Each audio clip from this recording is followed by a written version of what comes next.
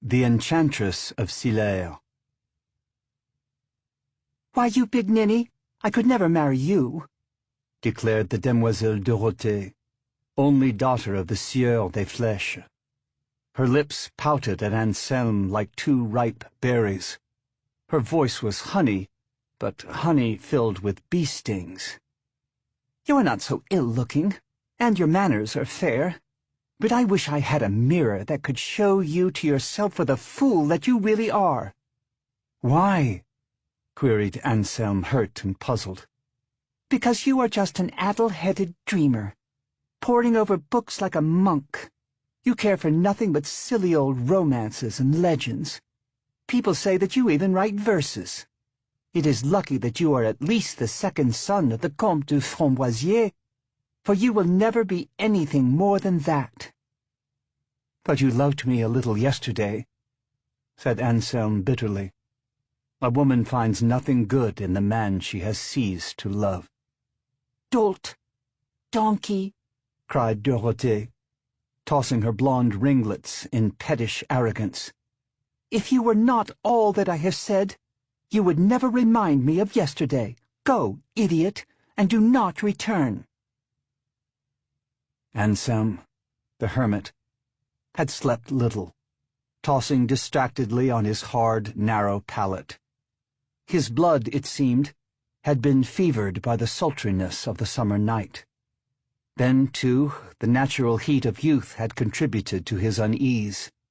He had not wanted to think of women, a certain woman in particular.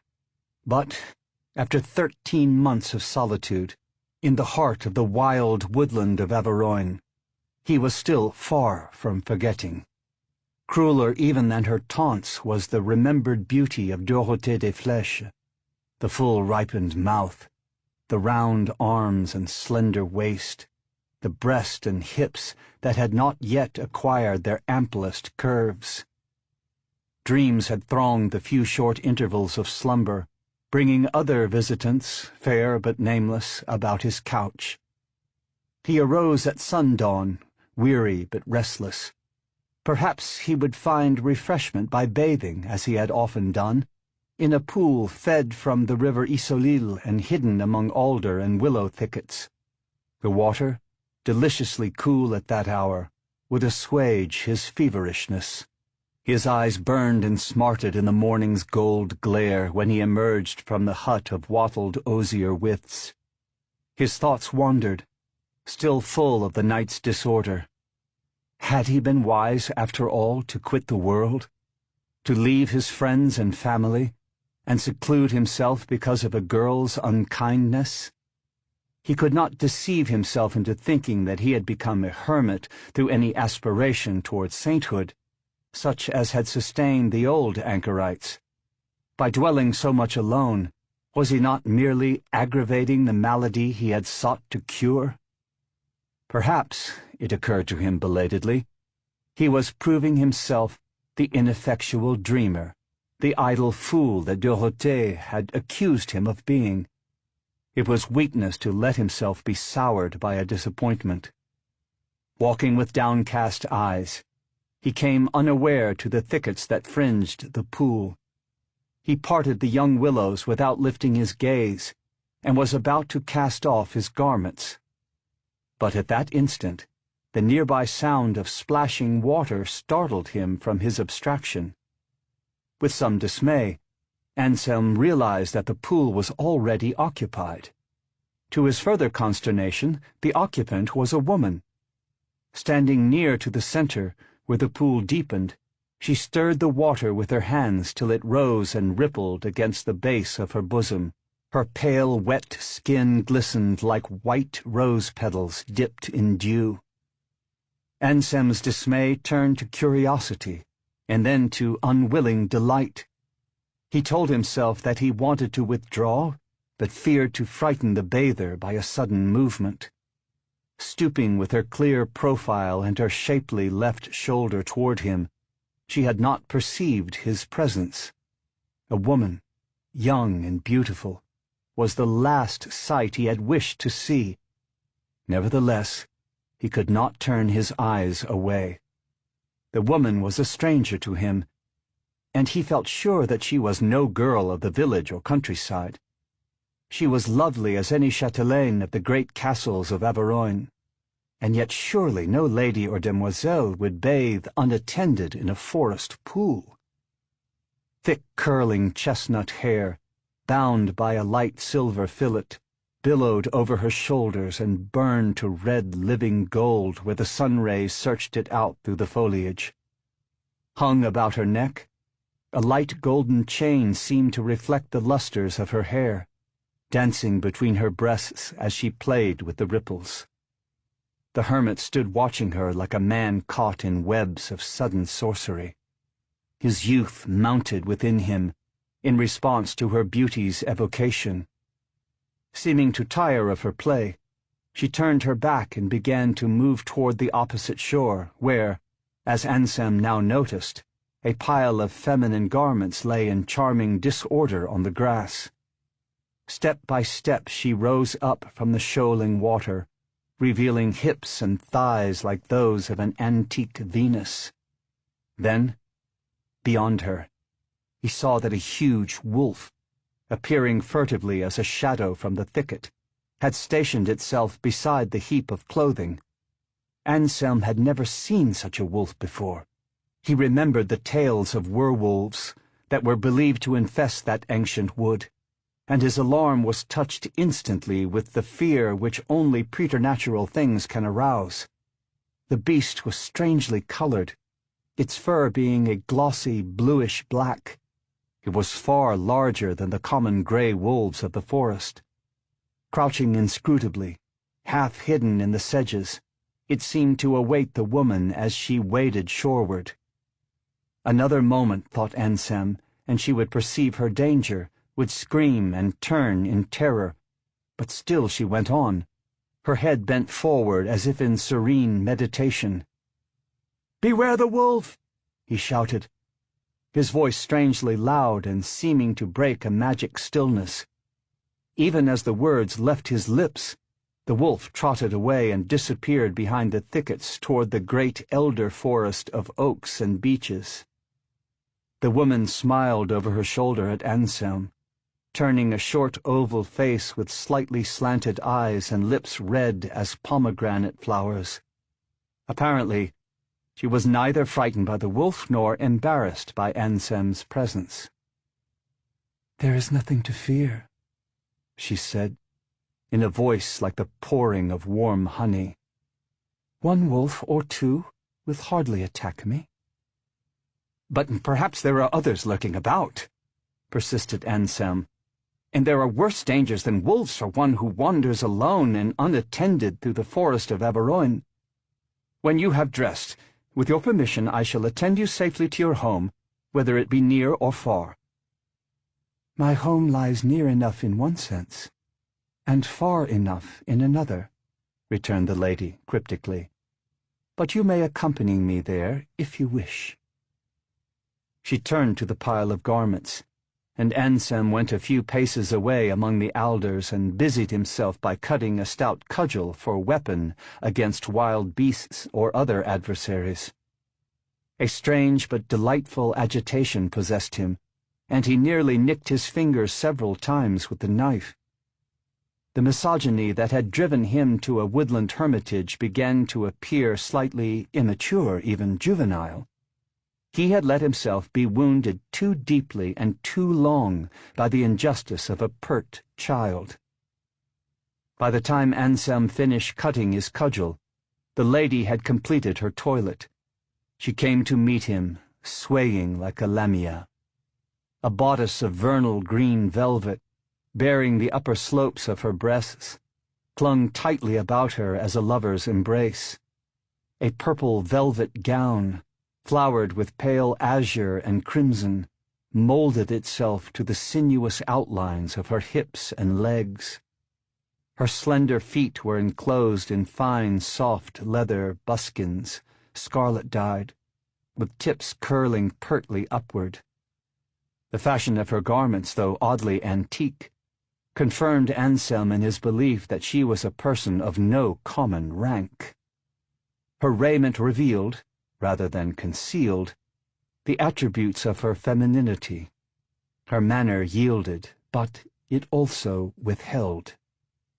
Ansem bowed before her with the courtly grace that belied his rough country garb. "Ah, I can see that you have not always been a hermit," she said with soft mockery in her voice. "You know me, then?" said Ansem. "I know many things. I am Sylaire, the Enchantress. It is unlikely that you have heard of me, for I dwell apart, in a place that none can find, unless I permit them to find it." "I know little of enchantment," admitted Ansem, "but I can believe you are an enchantress." For some minutes they had followed a little-used path that serpentined through the antique wood. It was a path the hermit had never come upon before in all his wanderings. Lithe saplings and low-grown boughs of huge beeches pressed closely upon it. Ansem, holding them aside for his companion, came often in thrilling contact with her shoulder and arm. Often she swayed against him as if losing her balance on the rough ground. Her weight was a delightful burden, too soon relinquished. His pulses coursed tumultuously and would not quiet themselves again. Ansem had quite forgotten his eremitic resolves. His blood and his curiosity were excited more and more. He ventured various gallantries, to which Sylaire gave provocative replies. His questions, however, she answered with elusive vagueness. He could learn nothing, could decide nothing about her. Even her age puzzled him. At one moment he thought her a young girl, the next a mature woman. Several times, as they went on, he caught glimpses of black fur beneath the low, shadowy foliage. He felt sure that the strange black wolf he had seen by the pool was accompanying them with a furtive surveillance. But somehow his sense of alarm was dulled by the enchantment that had fallen upon him. Now the path steepened, climbing a densely wooded hill. The trees thinned to straggly, stunted pines, encircling a brown, opened moorland as the tonsure encircles a monk's crown. The moor was studded with druidic monoliths, dating from ages prior to the Roman occupation of Averoigne. Almost at its center, there towered a massive cromlech, consisting of two upright slabs that supported a third like the lintel of a door. The path ran straight to the cromlech. "This is the portal of my domain," said Sylaire as they neared it. "I grow faint with fatigue. You must take me in your arms and carry me through the ancient doorway." Ansem obeyed very willingly. Her cheeks paled, her eyelids fluttered and fell as he lifted her. For a moment he thought that she had fainted, but her arms crept warm and clinging around his neck. Dizzy with the sudden vehemence of his emotion, he carried her through the cromlech. As he went, his lips wandered across her eyelids and passed deliriously to the soft red flame of her lips and the rose pallor of her throat. Once more she seemed to faint beneath his fervor. His limbs melted and a fiery blindness filled his eyes.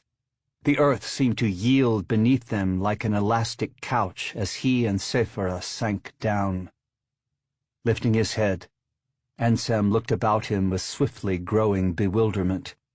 He had carried Sylaire only a few paces, and yet the grass on which they lay was not the sparse and sun-dried grass of the moor, but was deep, verdant, and filled with tiny vernal blossoms.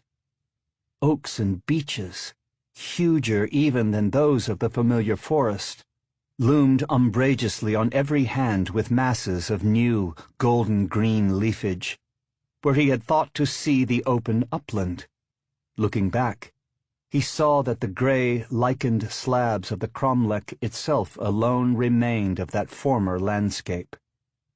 Even the sun had changed its position. It had hung at Anselm's left, still fairly low in the east, when he and Sylaire had reached the moorland, but now, shining with amber rays through a rift in the forest, it had almost touched the horizon on his right. He recalled that Sylaire had told him she was an enchantress. Here, indeed, was proof of sorcery. He eyed her with curious doubts and misgivings. "Be not alarmed," said Sylaire, with a honeyed smile of reassurance. "I told you that the cromlech was the doorway to my domain. We are now in a land lying outside of time and space, as you have hitherto known them. The very seasons are different here. But there is no sorcery involved, except that of the great ancient druids, who knew the secret of this hidden realm and reared those mighty slabs for a portal between the worlds. If you should weary of me, you can pass back at any time through the doorway. But I hope that you have not tired of me so soon." Ansem, though still bewildered, was relieved by this information. He proceeded to prove that the hope expressed by Sylaire was well-founded. Indeed, he proved it so lengthily and in such detail that the sun had fallen below the horizon before Sylaire could draw a full breath and speak again. "The air grows chill," she said, pressing against him and shivering lightly. "But my home is close at hand." They came in the twilight to a high round tower among trees and grass-grown mounds. "Ages ago," announced Sylaire, "there was a great castle here. Now the tower alone remains, and I am its chatelaine, the last of my family. The tower and the lands about it are named Sylaire." Tall, dim tapers lit the interior, which was hung with rich arrases, vaguely and strangely pictured. Aged, corpse-pale servants in antique garb went to and fro with the furtiveness of spectres, setting wines and foods before the Enchantress and her guest in a broad hall. The wines were of rare flavor and immense age. The foods were curiously spiced. Ansem ate and drank copiously. It was all like some fantastic dream, and he accepted his surroundings as a dreamer does, untroubled by their strangeness. The wines were potent, drugging his senses into warm oblivion. Even stronger was the inebriation of Sylare's nearness. However, Ansem was a little startled when the huge black wolf he had seen that morning entered the hall and fawned like a dog at the feet of his hostess. "You see, he is quite tame," she said, tossing the wolf bits of meat from her plate. "Often I let him come and go in the tower, and sometimes he attends me when I go forth from Sylaire." "He is a fierce-looking beast," Ansem observed doubtfully. It seemed that the wolf understood the words, for he bared his teeth at Ansem with a preternaturally deep growl. Spots of red fire glowed in his somber eyes, like coals fanned by devils in dark pits. "Go away, Malachi," commanded the Enchantress sharply. The wolf obeyed her, slinking from the hall with a malign backward glance at Ansem. "He does not like you," said Sylaire. "That, however, is perhaps not surprising." Ansem, bemused with wine and love, forgot to inquire the meaning of her last words. Morning came too soon, with upward slanting beams that fired the tree-tops around the tower. "You must leave me for a while," said Sylaire after they had breakfasted. "I have neglected my magic of late, and there are matters into which I should inquire." Bending prettily, she kissed the palms of his hands. Then, with backward glances and smiles, she retired to a room at the tower's top beside her bedchamber. Here, she had told Ansem, her grimoires and potions and other appurtenances of magic were kept. During her absence, Ansem decided to go out and explore the woodland about the tower. mindful of the black wolf, whose tameness he did not trust despite Séphira's reassurances. He took with him the cudgel he had cut that previous day in the thickets near the Isoile. There were paths everywhere, all leading to fresh loveliness. Truly, Sylaire was a region of enchantment. Drawn by the dreamy golden light, and the breeze laden with the freshness of spring flowers, Anselm wandered on from glade to glade.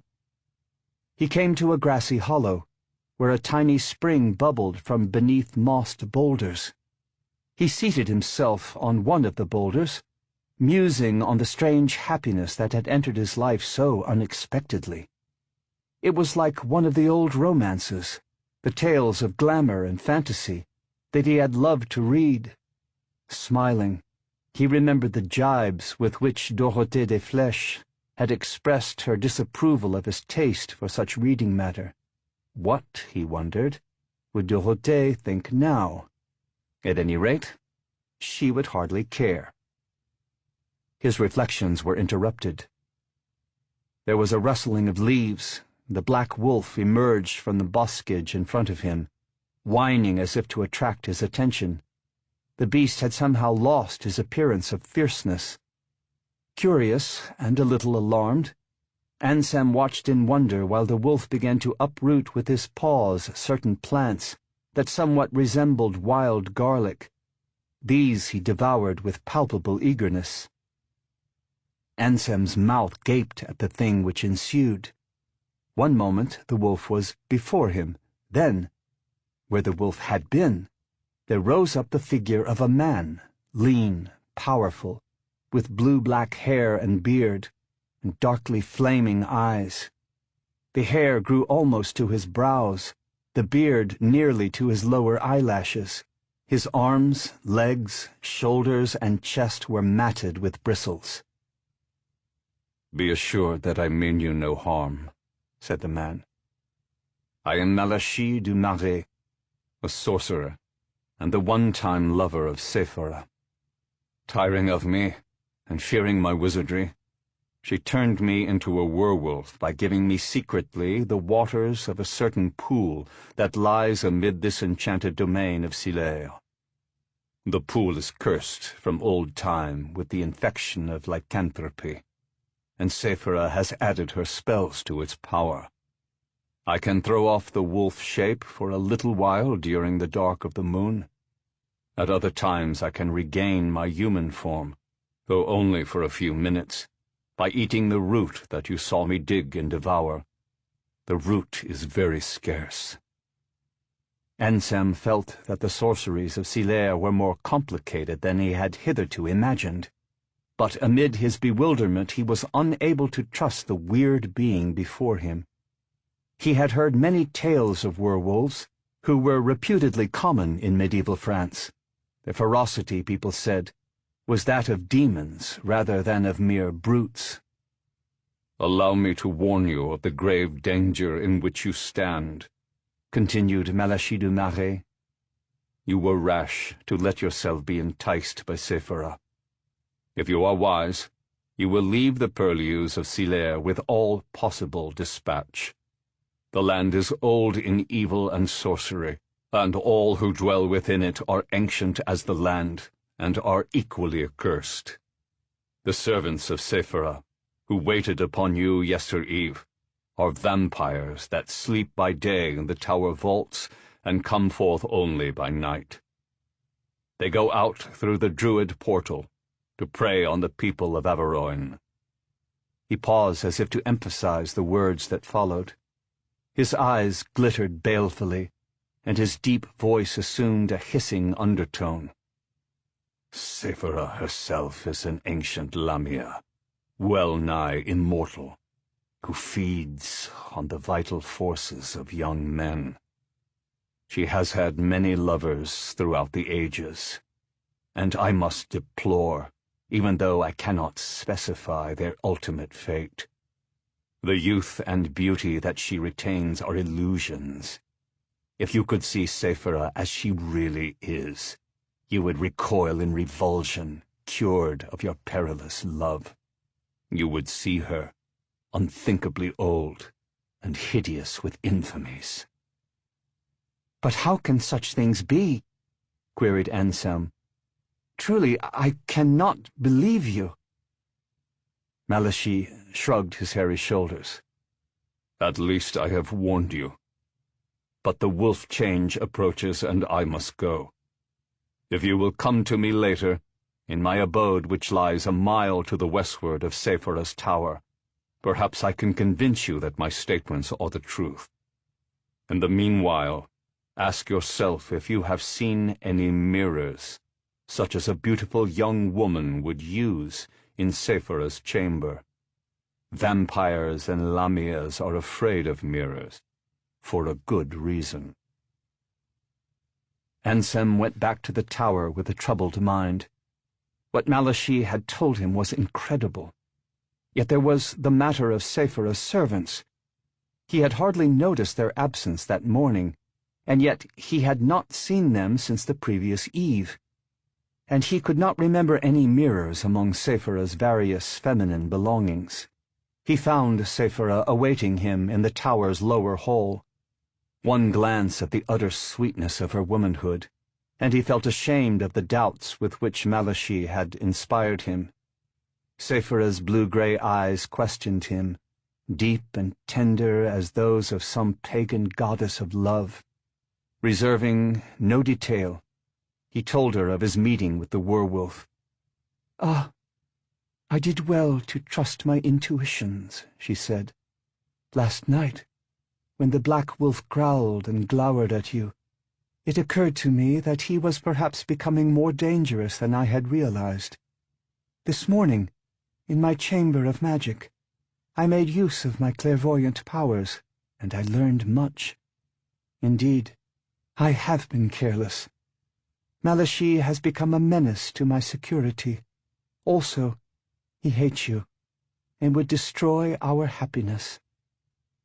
"Is it true, then," questioned Anselm, "that he was your lover, and that you turned him into a werewolf?" "He was my lover, long, long ago. But the werewolf form was his own choice, assumed out of evil curiosity by drinking from the pool of which he told you. He has regretted it since, for the wolf shape, while giving him certain powers of harm, in reality limits his actions and his sorceries. He wishes to return to human shape, and if he succeeds, will become doubly dangerous to us both. I should have watched him well, for now I find that he has stolen from me the recipe of antidote to the werewolf waters. My clairvoyance tells me that he has already brewed the antidote, in the brief intervals of humanity regained by chewing a certain root. When he drinks the potion, as I think that he means to do before long, he will regain human form, permanently. He waits only for the dark of the moon, when the werewolf spell is at its weakest." "But why should Malachy hate me?" asked Anselm. "And how can I help you against him?" "That first question is slightly stupid, my dear. Of course he is jealous of you. As for helping me, well, I have thought of a good trick to play on Malachy." She produced a small purple glass vial, triangular in shape, from the folds of her bodice. "This vial," she told him, "is filled with the water of the werewolf pool. Through my clairvoyant vision, I learned that Malachy keeps his newly brewed potion in a vial of similar size, shape, and color. If you can go to his den and substitute one vial for the other without detection, I believe that the results will be quite amusing." "Indeed, I will go," Anselm assured her. "The present should be a favorable time," said Sylara. "It is now within an hour of noon, and Malachy often hunts at this time. If you should find him in his den, or he should return while you are there, you can say that you came in response to his invitation." She gave Anselm careful instructions that would enable him to find the werewolf's den without delay. Also, she gave him a sword, saying that the blade had been tempered to the chanting of magic spells that made it effective against such beings as Malachi. "The wolf's temper has grown uncertain," she warned. "If he should attack you, your alder stick would prove a poor weapon." It was easy to locate the den, for well-used paths ran toward it with little deviation. The place was the mounded remnant of a tower that had crumbled down into grassy earth and mossy blocks. The entrance had once been a lofty doorway. Now it was only a hole, such as a large animal would make in leaving and returning to its burrow. Ansem hesitated before the hole. "Are you there, Malachi du Marais?" he shouted. There was no answer, no sound of movement from within. Ansem shouted once more. At last, stooping on hands and knees, he entered the den.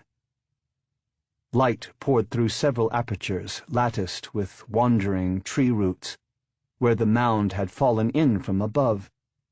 The place was a cavern rather than a room. It stank with carrion remnants into whose nature Ansem did not inquire too closely. The ground was littered with bones, broken stems and leaves of plants, and shattered or rusted vessels of alchemic use. A verdigris-eaten kettle hung from a tripod above ashes and ends of charred faggots. Rain-sodden grimoires lay mouldering in rusty metal covers. The three-legged ruin of a table was propped against the wall. It was covered with a medley of oddments, among which Ansem discerned a purple vial resembling the one given him by Sylaire. In one corner was a litter of dead grass. The strong, rank odor of a wild beast mingled with the carrion stench. Ansem looked about and listened cautiously. Then, without delay, he substituted Sylare's vial for the one on Malachi's table. The stolen vial he placed under his jerkin. There was a padding of feet at the cavern's entrance. Ansem turned to confront the black wolf. The beast came toward him, crouching tensely as if about to spring, with eyes glaring like crimson coals of Avernus. Ansem's fingers dropped to the hilt of the enchanted sword that Sylaire had given him. The wolf's eyes followed his fingers. It seemed that he recognized the sword.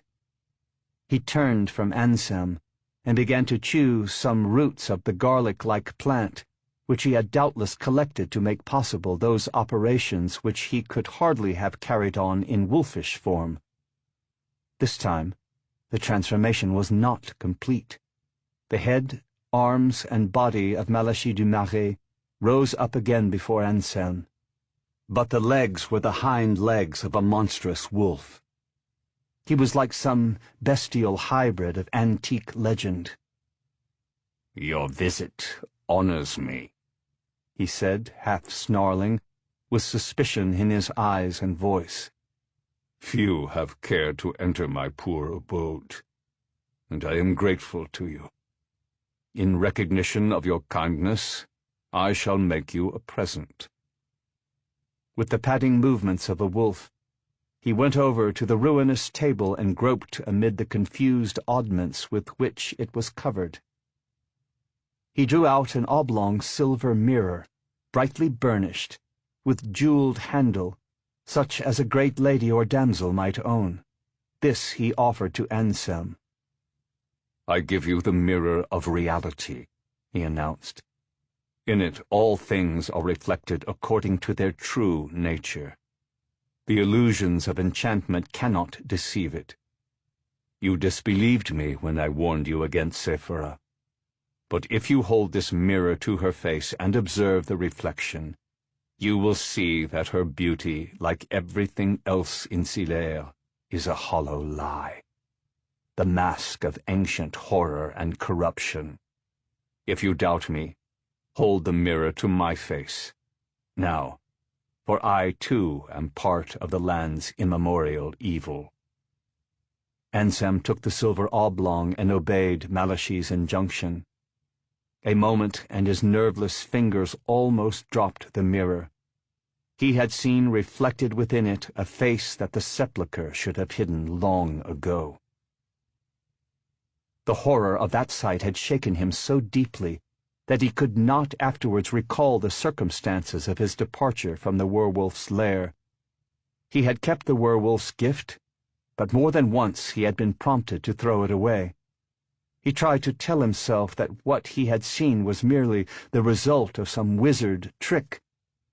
He refused to believe that any mirror would reveal Sylaire as anything but the young and lovely sweetheart whose kisses were still warm on his lips. All such matters, however, were driven from Anselm's mind by the situation that he found when he re-entered the tower hall. 3 visitors had arrived during his absence. They stood fronting Sylaire, who, with a tranquil smile on her lips, was apparently trying to explain something to them. Anselm recognized the visitors with much amazement, not untouched with consternation. One of them was Dorothée des Flèches, clad in a trim traveling habit. The others were 2 serving men of her father, armed with longbows, quivers of arrows, broadswords, and daggers. In spite of this array of weapons, they did not look any too comfortable or at home. But Dorothée seemed to have retained her usual matter-of-fact assurance. "What are you doing in this queer place, Anselm?" she cried. "And who is this woman, this chatelaine of Sylaire, she calls herself?" Anselm felt that she would hardly understand any answer that he could give to either query. He looked at Sylaire, then back at Dorothée. Sylaire was the essence of all the beauty and romance that he had ever craved. How could he have fancied himself in love with Dorothée? How could he have spent 13 months in a hermitage because of her coldness and changeability? She was pretty enough, with the common bodily charms of youth, but she was stupid, wanting in imagination, prosy already in the flush of her girlhood as a middle-aged housewife. Small wonder that she had failed to understand him. "What brings you here?"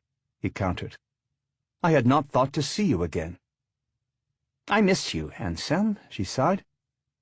"People said that you had left the world because of your love for me and had become a hermit. At last I came to seek you, but you had disappeared. Some hunters had seen you pass yesterday with a strange woman, across the moor of Druid stones. They said that you had both vanished beyond the cromlech, fading as if in air. Today I followed you with my father's serving men. We found ourselves in this strange region of which no one has ever heard, and now this woman—" The sentence was interrupted by a mad howling that filled the room with eldritch echoes. The black wolf, with jaws foaming and slavering, broke in through the door that had been opened to admit Sylaire's visitors. Dorothée des Flèches began to scream as he dashed straight toward her, seeming to single her out for the first victim of his rabid fury. Something, it was plain, had maddened him. Perhaps the water of the werewolf pool, substituted for the antidote, had served to redouble the original curse of lycanthropy. The 2 serving men, bristling with their arsenal of weapons, stood like effigies. Anselm drew the sword given him by the Enchantress and leaped forward between Dorothée and the wolf. He raised his weapon, which was straight-bladed and suitable for stabbing. The mad werewolf sprang as if hurled from a catapult, and his red, open gorge was spitted on the outthrust point.